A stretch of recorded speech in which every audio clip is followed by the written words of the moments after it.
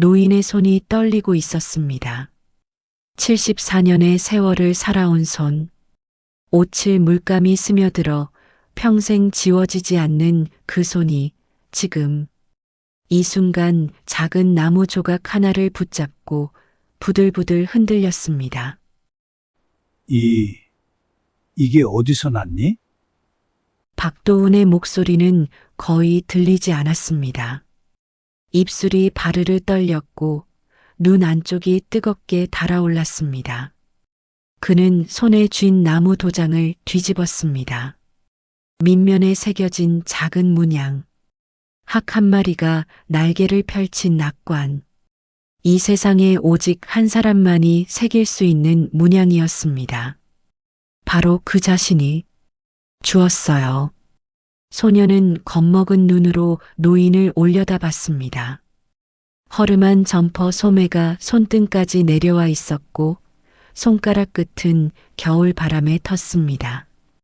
아이의 눈빛은 이미 세상에 많이 지쳐 있었습니다.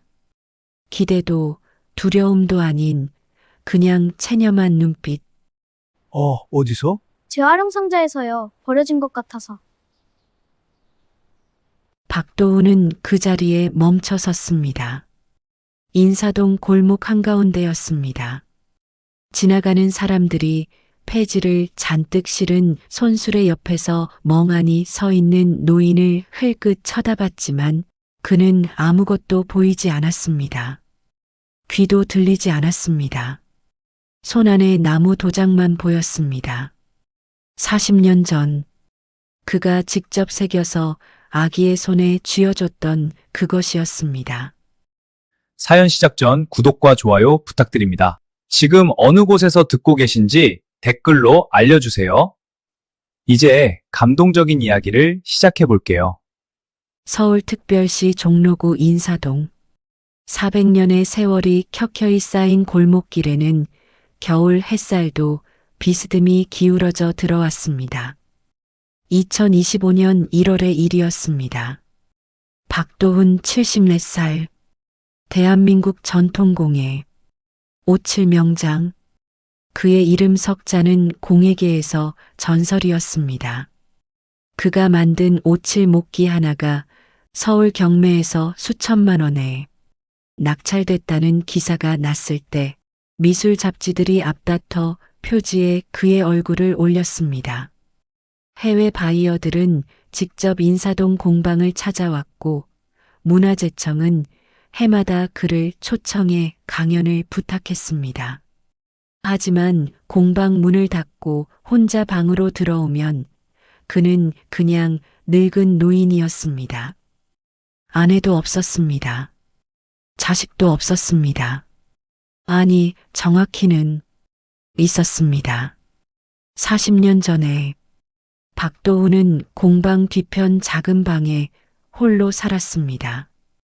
유일한 제자 박성우가 공방 살림을 맡아 운영했고 도훈은 하루에 서너 시간씩 작업대 앞에 앉아 붓을 들었습니다. 그것이 그의 하루 전부였습니다. 밥을 먹고 오칠을 하고 자는 것. 그런 그가 이날 오후 인사동 골목에서 폐지를 줍던 소년과 마주쳤습니다. 너 이름이 뭐니? 소년이 고개를 들었습니다. 최지호요. 몇 살이야? 11살이요. 혼자 다니니? 소년은 대답 대신 손수레 손잡이를 꽉 쥐었습니다. 그 손에서 박도훈은 눈을 뗄 수가 없었습니다. 그 나무 도장을 좀 볼 수 있을까? 재활용 상자에서 주운 거예요. 심장이 이상하게 뛰었습니다. 이거 정말 상자에서 주운 거냐? 네. 왜요? 제 거 아닌가요? 소년의 눈빛이 살짝 흔들렸습니다. 빼앗길까봐 두려운 눈빛이었습니다. 그 눈빛이 이유도 모르게 박도훈의 가슴 한가운데를 찌르고 들어왔습니다. 아니야. 가져도 돼.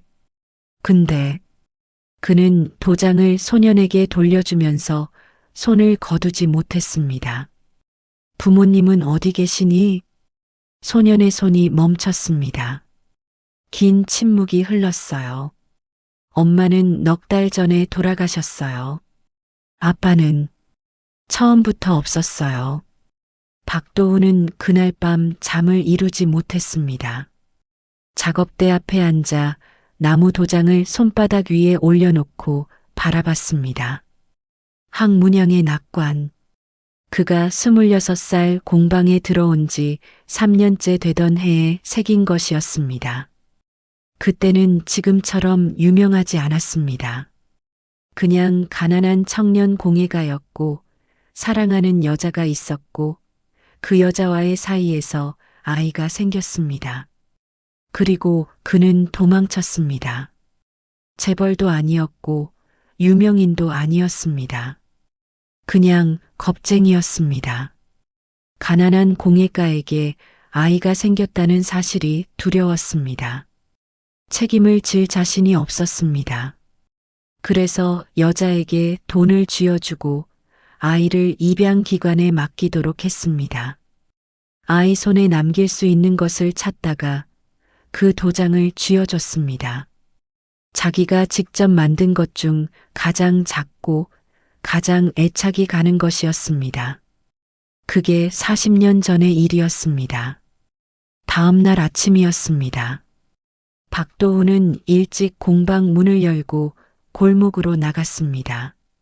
소년이 어제와 같은 자리에 있을 리 없었지만 발걸음이 저절로 그쪽을 향했습니다. 골목 어귀에서 그는 소년을 발견했습니다. 쪼그리고 앉아 재활용 상자를 뒤지고 있었습니다. 박스 테이프를 조심스럽게 벗겨 납작하게 접는 작은 손이 능숙했습니다. 아침 일찍부터 혼자 이 일을 해온 게 분명했습니다. 지호야. 소년이 고개를 들었습니다. 놀란 눈빛이었습니다. 밥은 먹었어? 소년은 대답하지 않았습니다. 그것으로 충분했습니다. 박도훈은 소년을 공방 안으로 데려갔습니다. 제자 박성우가 눈을 치켜뜨며 봤지만 도훈은 그냥 부엌으로 갔습니다. 밥을 지었습니다. 된장찌개를 끓였습니다. 소년은 밥그릇을 2그릇 비웠습니다. 국도 남기지 않았습니다. 고맙습니다. 작은 목소리였지만 또렷했습니다. 박도훈은 그 목소리가 어딘가 귀에 익다는 생각이 들었습니다.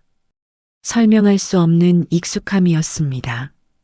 박성우가 박도훈을 부엌 한쪽으로 불렀습니다. 나직하고 날카로운 목소리였어요. 스승님, 저 아이 어디서 데려오신 거예요? 골목에서 만났어. 또 그러시면 안 됩니다. 세상에 불쌍한 아이들이 얼마나 많은데요. 다 거두실 겁니까? 박도훈은 아무 대답도 하지 않았습니다.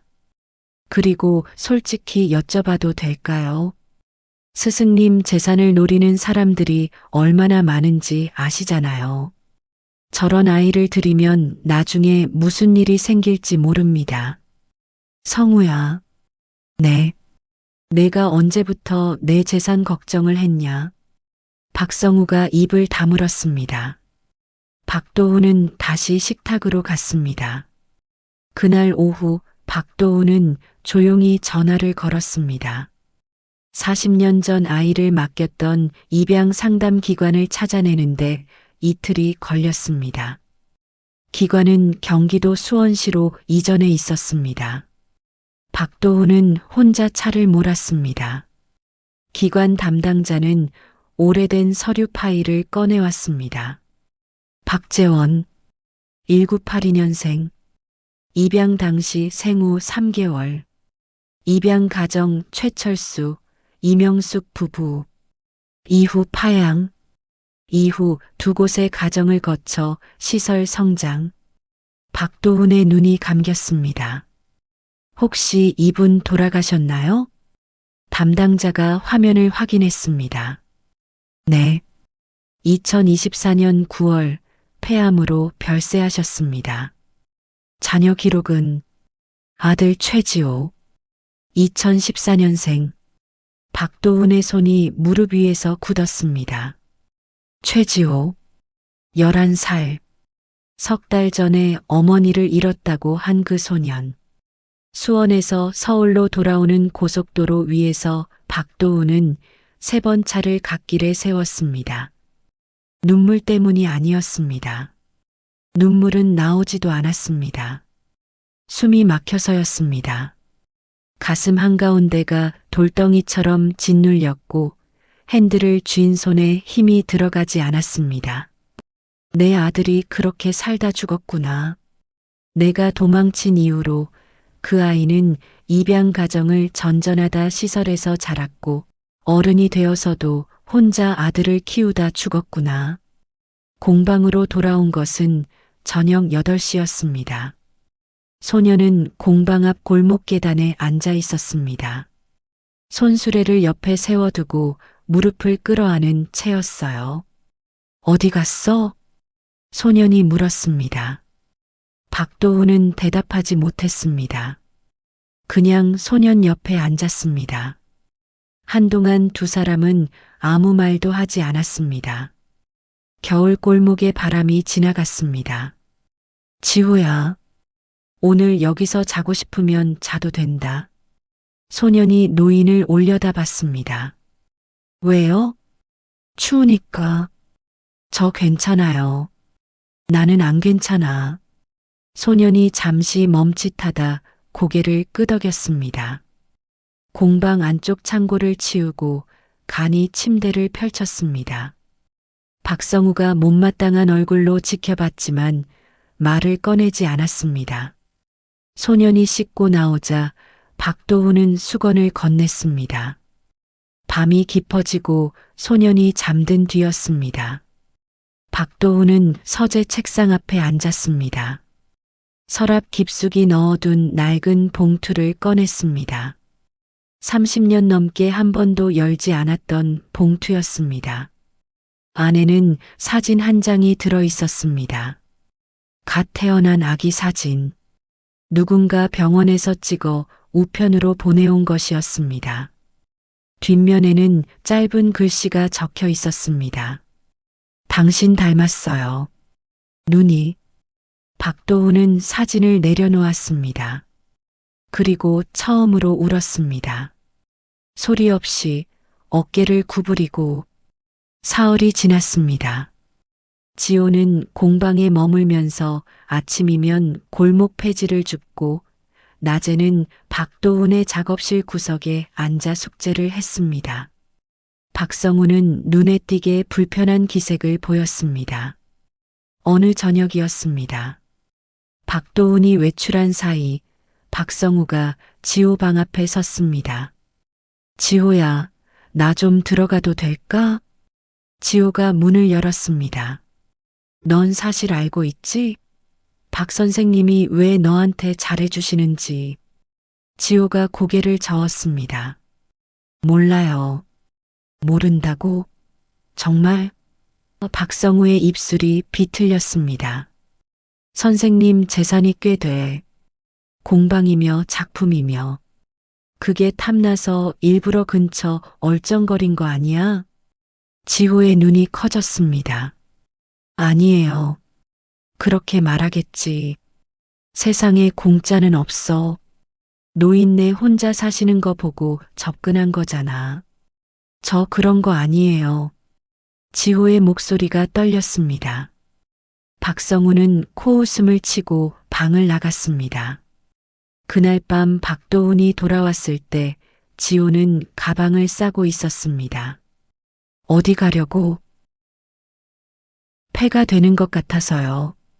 박도훈은 가방을 가로막으며 앉았습니다. 누가 그런 소리 했어? 지호는 대답하지 않았습니다. 박도훈은 알았습니다. 성우가 또 뭔가 했구나. 지호야, 넌 아무 잘못 없어. 여기 있어. 근데 왜요? 저 아저씨랑 아무 관계도 아닌데. 박도훈의 입술이 움직이다 멈췄습니다. 말하고 싶었습니다. 하지만 용기가 나지 않았습니다. 그냥 있어. 아직은 말 못해. 하지만 조금만 기다려줘. 일주일이 더 지났습니다. 박도훈은 수원의 입양 기관을 다시 찾았습니다. 아들 박재원의 파일에 혹시 더 기록이 있는지 확인하러 간 것이었습니다. 담당자가 파일을 넘기다 멈췄습니다. 아, 여기 방문 기록이 하나 더 있네요. 방문 기록이요? 네. 2003년 5월. 박재원 씨가 직접 오셨어요. 당시 21살. 박도훈의 손이 서류를 잡으려다 굳었습니다. 친부를 찾고 싶다고 하셨는데 저희가 연락을 취해드렸다고 기록이 있어요. 상담 내용 요약본이 담당자가 낡은 메모를 꺼냈습니다. 2003년 5월 21일 친부 박도훈 씨에게 연락. 친부 측 응답 내용, 만남 거절. 이유, 현재 상황상 공개 불가.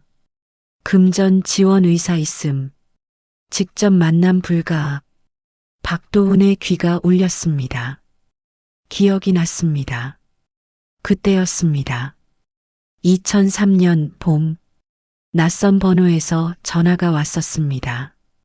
입양기관이라고 했습니다. 아이가 친부를 찾는다고 했습니다. 박도훈은 그때 마침 첫 번째 대형 전시를 앞두고 있었습니다. 언론 인터뷰가 잡혀 있었고 국가무 형문화재 심사가 한 달 후였습니다. 사생아 자식이 있다는 사실이 알려지면 모든 게 무너질 것 같았습니다. 그래서 거절했습니다. 잠깐만요. 박도훈이 목소리를 간신히 냈습니다. 그 이후에 아들이 다시 연락을 시도한 기록은요? 담당자가 화면을 스크롤했습니다. 없어요. 그 이후로 다시 오시지 않으셨어요. 그리고 여기 아들분이 기증하신 일기가 있네요.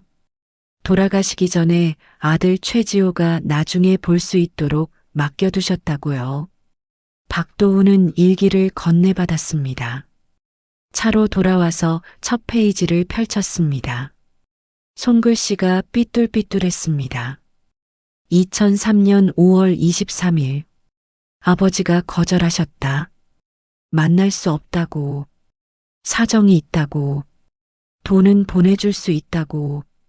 나는 돈이 필요한 게 아닌데. 그냥 한 번만 보고 싶었는데. 아버지 얼굴도 모르는데. 내 눈이 아버지 닮았다는데. 직접 보고 싶었는데. 박도훈은 더 읽지 못했습니다. 일기를 덮고 핸들에 이마를 댔습니다. 소리가 나왔습니다. 처음에는 신음처럼, 그러다 울음처럼. 나는 아들을 2번 버렸다. 태어났을 때 1번, 찾아왔을 때 또 1번, 그리고 아들은 한 번도 나를 원망하지 않고 죽었다. 공방으로 돌아온 박도훈의 얼굴을 보고 지호가 달려왔습니다. 아저씨, 어디 갔다 오셨어요? 얼굴이 많이 안 좋아요. 박도훈은 아무 말도 하지 못했습니다. 소년의 얼굴을 가만히 내려다봤습니다. 아들 박재원의 사진 속 눈. 그 눈이 지금 자기를 올려다보고 있었습니다. 그날 밤이었습니다. 박도훈은 서재에서 일기를 다시 펼쳤습니다. 마지막 페이지로 곧장 넘겼습니다. 2024년 8월 21일. 이제 얼마 안 남은 것 같다. 지호야, 미안하다. 아버지가 너를 못 지켜줘서. 근데 한 가지만 기억해라. 아버지는 너를 세상에서 제일 사랑한다. 그리고 할아버지를 원망하지 마. 어쩌면 사정이 있었을지도 모른다. 그러니까 미워하지 말고 살아라. 박도훈은 일기를 가슴에 안았습니다. 재원아, 고맙다. 그 말 한마디가. 아버지는 그 말을 들을 자격도 없는데 복도에서 발소리가 났습니다. 박성우였습니다. 서재 문을 두드렸습니다. 스승님, 아직 안 주무셨어요? 응. 들어와.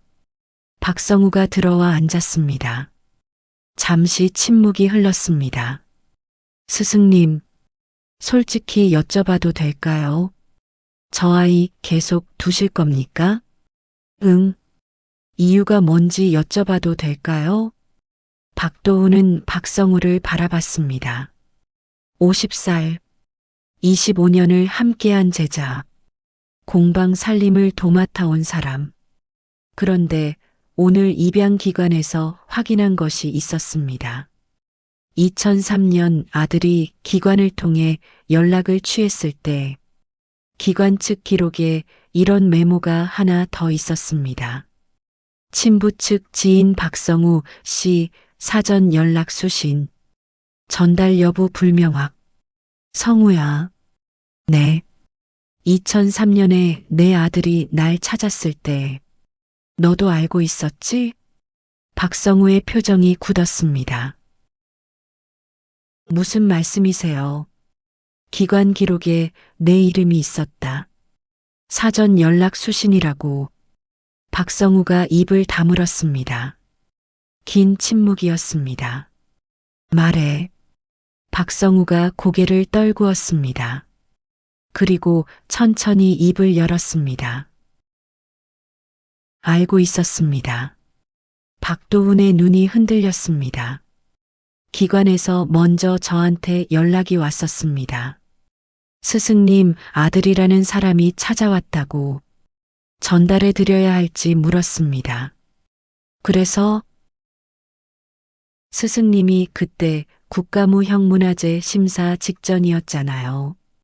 사생아 얘기가 나오면 심사에 영향이 갈 것 같았습니다.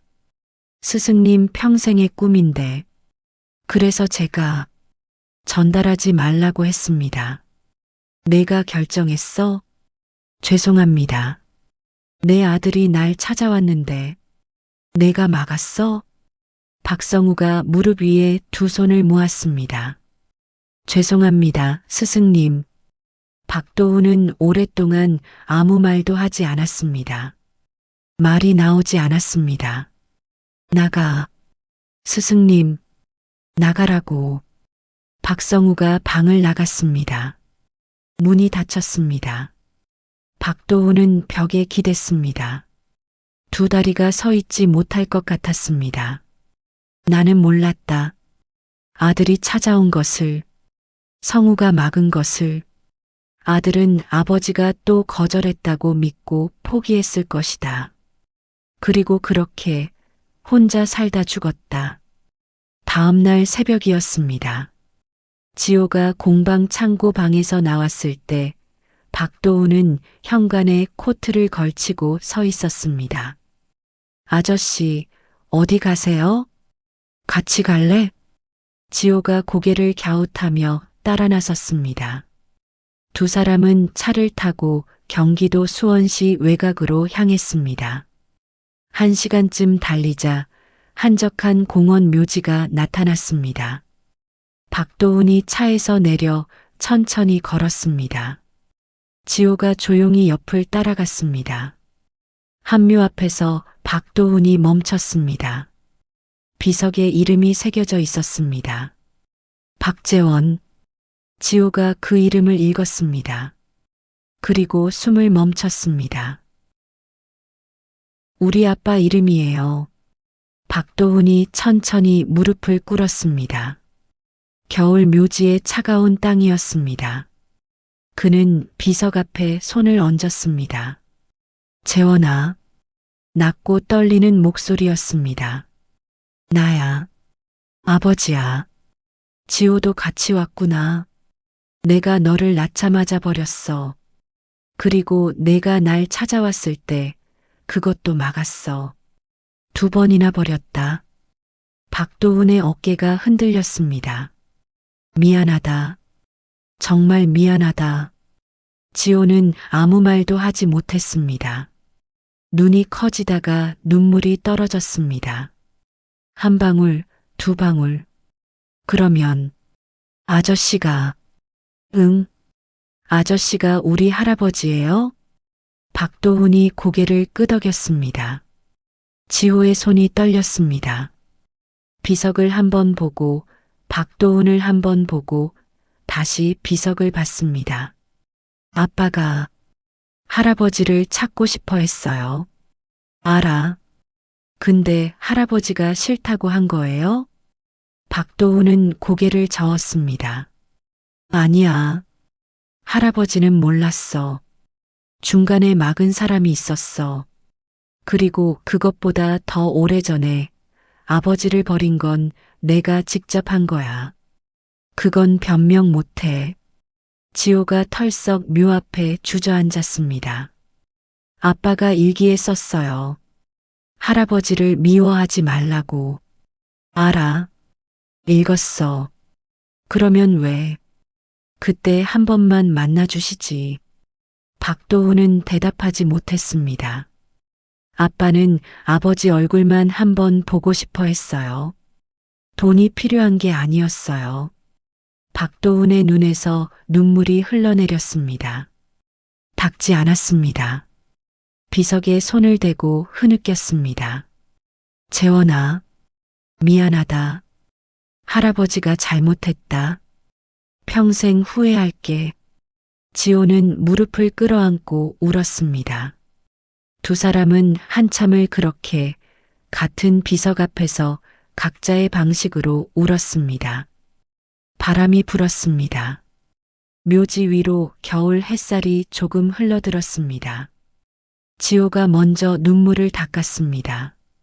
그리고 아주 천천히 박도훈을 봤습니다. 할아버지, 응, 아빠가 미워하지 말랬어요. 고맙다. 근데 저도 시간이 좀 필요해요. 그래, 천천히 해도 돼. 지호가 묘비에 손을 얹었습니다. 아빠, 나 가족 생겼어. 할아버지야. 나쁜 사람인지 좋은 사람인지 아직 잘 모르겠는데 조금 두고 볼게. 박도훈이 쓴웃음을 지었습니다. 두 사람은 나란히 일어섰습니다. 손을 잡지는 않았습니다. 하지만 나란히 걸었습니다. 묘지 입구로 향하는 길이 조금 넓어 보였습니다. 그 뒤로 박성우는 공방을 떠났습니다. 스스로 짐을 쌌습니다. 박도훈은 붙잡지 않았습니다. 공방은 다시 조용해졌습니다. 하지만 이번엔 다른 종류의 조용함이었습니다.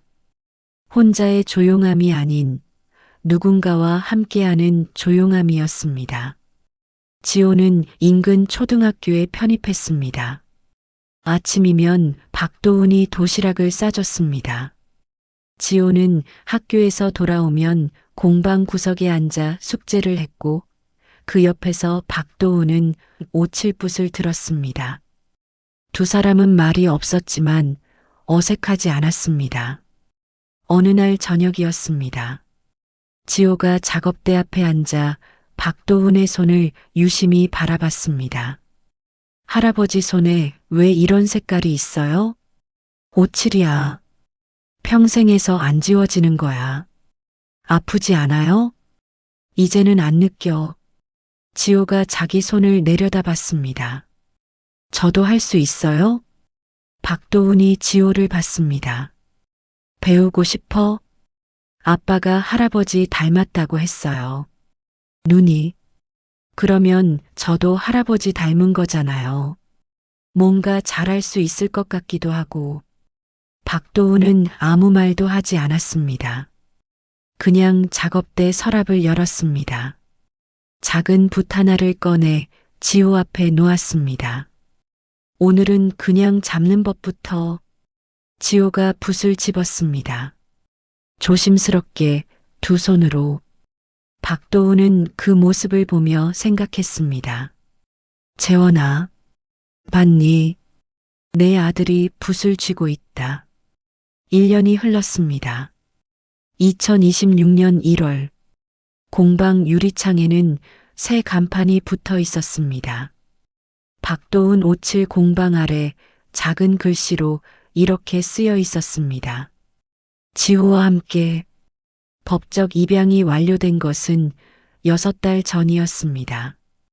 박도훈은 손자 최지호를 박지호로 입적하는 대신 지호의 의견을 존중해 최지호라는 이름을 그대로 두기로 했습니다. 아버지 박재원의 성을 쓰지 않은 이유가 있었습니다. 아빠 성이 최 씨잖아요. 아빠가 입양 가면서 최 씨가 됐는데 저는 그냥 아빠 성 갖고 싶어요. 박도훈은 그 말이 틀리지 않다고 생각했습니다. 어느 주말이었습니다. 두 사람은 수원 묘지를 찾았습니다. 지호가 꽃다발을 들고 갔습니다. 묘 앞에 꽃을 놓으며 말했습니다. 아빠, 나 이제 많이 괜찮아. 학교에서 친구도 생겼고 할아버지가 된장찌개 끓여주는데 아빠 냄새랑 비슷해. 박도훈이 눈가를 눌렀습니다. 할아버지도 붓 가르쳐주고 있어.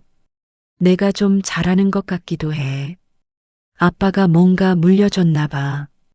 바람이 불었습니다. 꽃잎이 살짝 흔들렸습니다. 돌아오는 차 안에서 지호가 말했습니다.